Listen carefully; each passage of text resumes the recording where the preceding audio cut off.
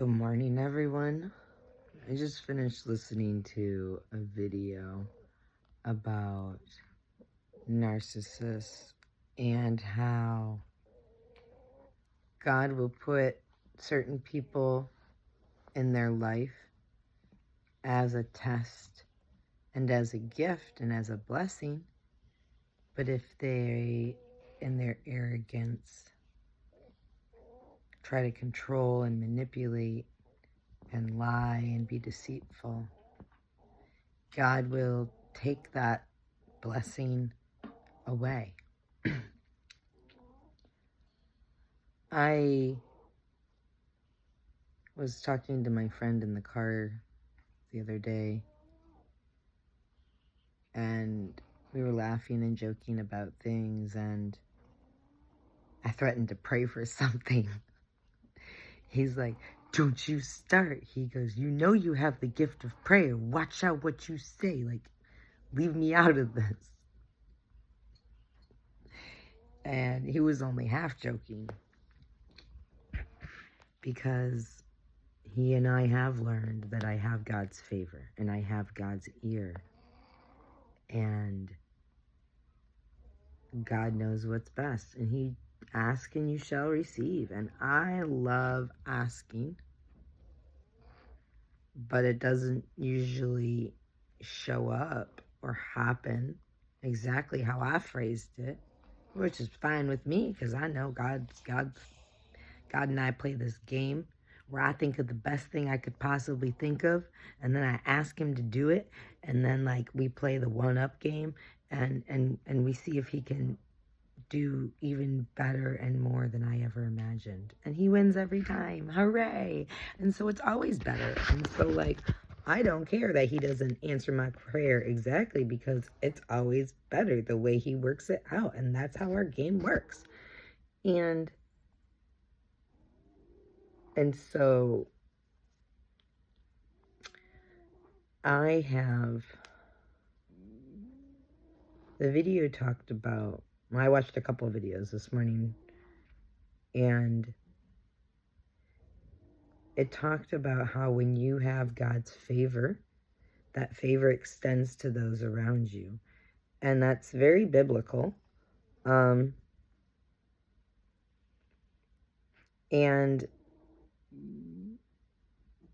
it was interesting learning about kind of the other side of it, the people that have driven me away.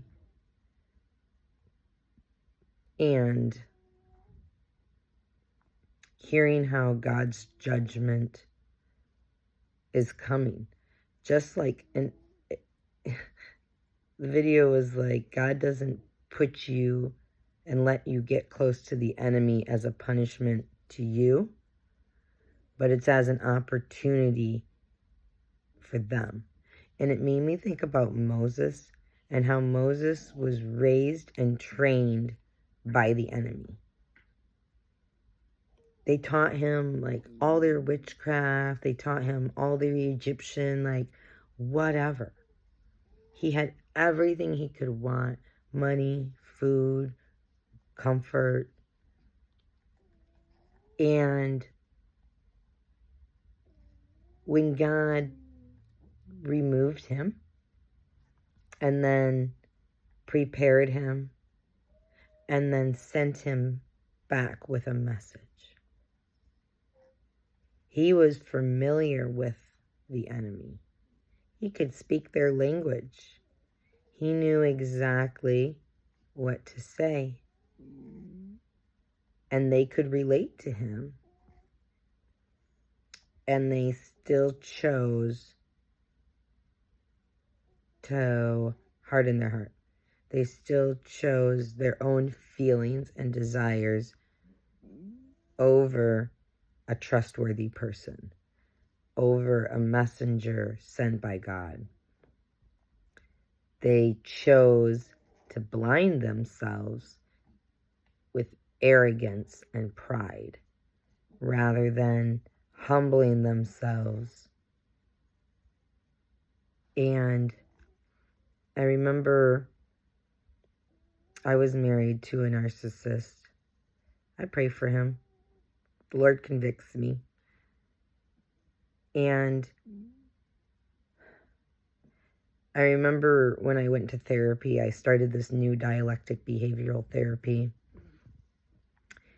I would recommend it for everyone. I call it peopling skills. Basically, it taught you how people should behave. And I had been in a narcissistic abusive relationship for so long, from such a young age, that I was so brainwashed, I didn't even understand proper behavior. And as I went through this therapy, the Lord lined it up week by week. My husband would do something, and it was exactly the lesson we were learning in therapy. And I would follow the skills and follow the little notes that they had given me for the take-home homework. This was like an 8-9 month therapy. It was intense. And I went into it with a really bad attitude. And I came out of it as an advocate. I will tell anyone to go get DBT therapy if they can find a way to get it, because it saved my life. And I remember we got to this one point.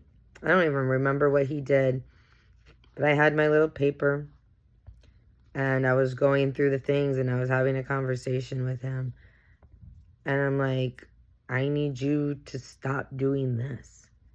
And he said, no. He said, I've changed enough. This is a you problem. You have to change. And in my mind, he hadn't ever changed at all. And he had only shamed me into silence and then kept doing exactly the same things he was doing before. And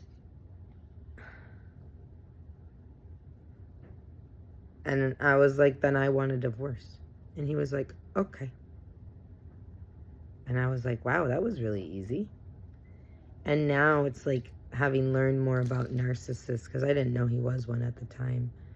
Now having learned more about narcissistic personalities, I've learned that when they realize they can't manipulate you, they can't control you, they can't twist reality anymore, they don't want nothing to do with that. They need control. They need to feel that pride and that false sense of security. And when they don't feel it, they're very run by their feelings. They're done. They don't want to be proven wrong because they have no humility. And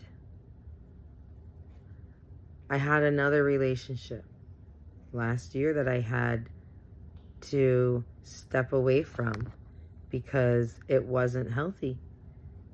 And same kind of behavior. I've gotten into the Bible a lot lately, and I've learned it's a Jezebel spirit, the spirit of the enemy. The enemy is the opposite of the God of the Bible, where Jesus is truth, Satan is the father of lies. Where Jesus is true, unconditional love, Satan is lust and temporary feelings. Animalistic instinct, reptile brain, where you're so driven by your lust and your passions and your desires that you're willing to choose to believe a lie rather than face the truth. And the videos talked about how they don't want to see the truth because then they have to change. And both my ex-husband and my friend last year said almost the same line. If what you're saying is true, I'm the most horrible person and you shouldn't be with me. And I was like, well, yeah, that's why I'm asking you to stop behaving that way. That's why I'm asking you to make some changes, because that is really horrible behavior.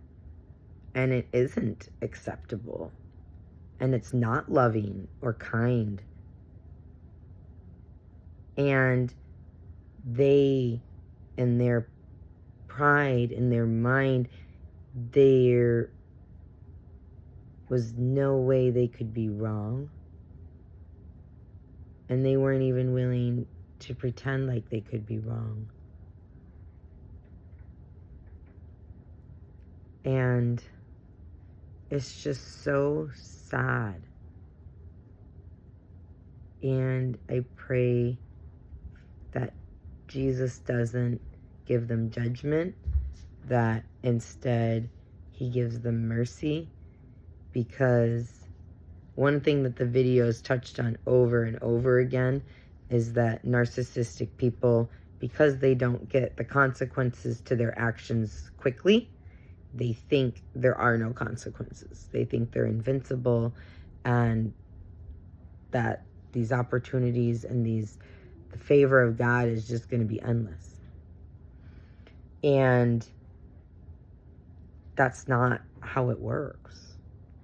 Like, God's grace isn't for abuse. It's for ignorance. The Bible is very clear on these things. And when you read it with humility, willing to conform your life and change your ways, it's so easy to see the truth. But they don't want to. And that's the scary thing, because inevitably they're either going to get judged by humans, and I pray that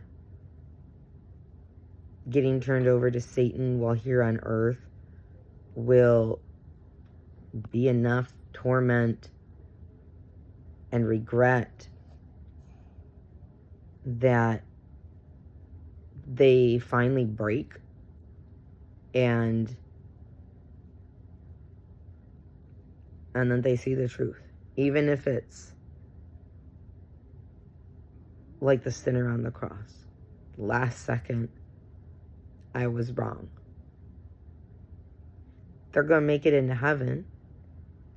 They won't have any treasure to show for it. They won't have, it tells us in the Bible that they'll make it and their clothes will be burned like they just barely escaped a fire. But they will make it, because that's grace. But I wish that they could have more than that. I wish that they could soften their hearts and see the truth now and enjoy this world around us. God created this as a gift for us, and he wants us to enjoy it. And I'm trying to learn how to appreciate the gifts that he's given me and the blessings he's given me. And I'm not the best at it yet. I'm still learning. I'm new to this. But I'm also really old at this, because I met Jesus at such a young age, and he's been working with me my whole life, even though I didn't understand it until recently. And so it's like, even though I'm a brand new adult Christian, I've also been an undercover child of God my whole life, and I knew it, but I didn't understand it. And now he's giving me wisdom and understanding to go along with what I knew before. He's making me grow up. Got to do it someday, I guess. We're not Peter Pan. Except we do get to keep the childlike faith.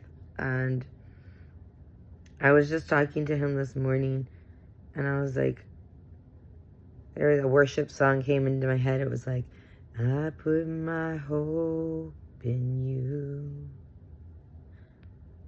And now the lyrics or the melody's escaping me, but it's like, I fully trust and rely on you. And I told him that. I'm like, I do. I trust you for anything. Like, when we were going to pick up that car with my friend yesterday, it was in not a very nice area of Milwaukee. And I told my friend, I'm like, I ain't scared. I'm like, I got God and I got you. A big, scary, intimidating man. And I'm like,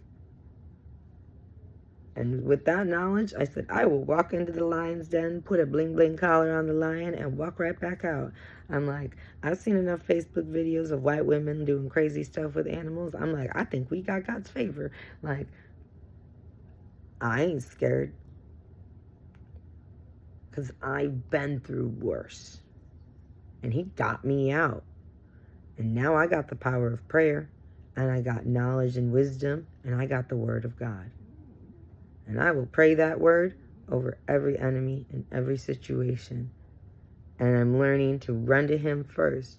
Because he's the one. I didn't escape those things because of any good thing I did, because I was so smart, or I was this, or I was so strong, or nothing I did got me out of those things in the past.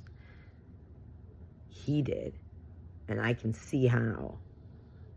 And so if that was hell that I survived, what I went through, what I experienced, I wouldn't wish on my worst enemy. And if I can help someone, like, that's what I'm all about. Point you to Jesus. That's the best help I can do. Tell you my story about how he saved me from the situation. And help you learn the confidence and learn the truth that he can do and will do and wants to do the same for you. My verse this morning from my Bible time was Joshua 1:9. And it says, this is my command, be strong and courageous. Do not be afraid or discouraged, for the Lord your God is with you wherever you go. And right after I had been telling him, God, I trust you. I put my trust in you. I fully rely on you. And now I'm trying to learn to enjoy the gifts that you have in your grace and favor and mercy given me. And because he is trustworthy. He is faithful. He loved first. He moved first. He acted first. And now I want to respond out of my gratitude. I love you guys. He loves you more. Be strong and courageous. You can be favored too. God's love language is obedience. And he wants what's best for you. And he only gives laws that are for your good. And when you trust him, it makes it so easy to walk in obedience. And it makes him so easy for him to then pour his grace and mercy and favor out on you. Because he knows that you trust him. And he knows that you will be obedient. And he knows that you will come to him first. And when he knows that about you, and when you know that about you, your relationship and your life are going to change. And I'm not going to lie, that's one of the scariest things. When you lived in hell, you get scared to hope for heaven. But I have the confidence because I know my God. And he's taken me great places. And he wants to take you too. Get on the narrow path. It's the only one. It's the only way. Jesus is the only way. I love you guys. Have a great day.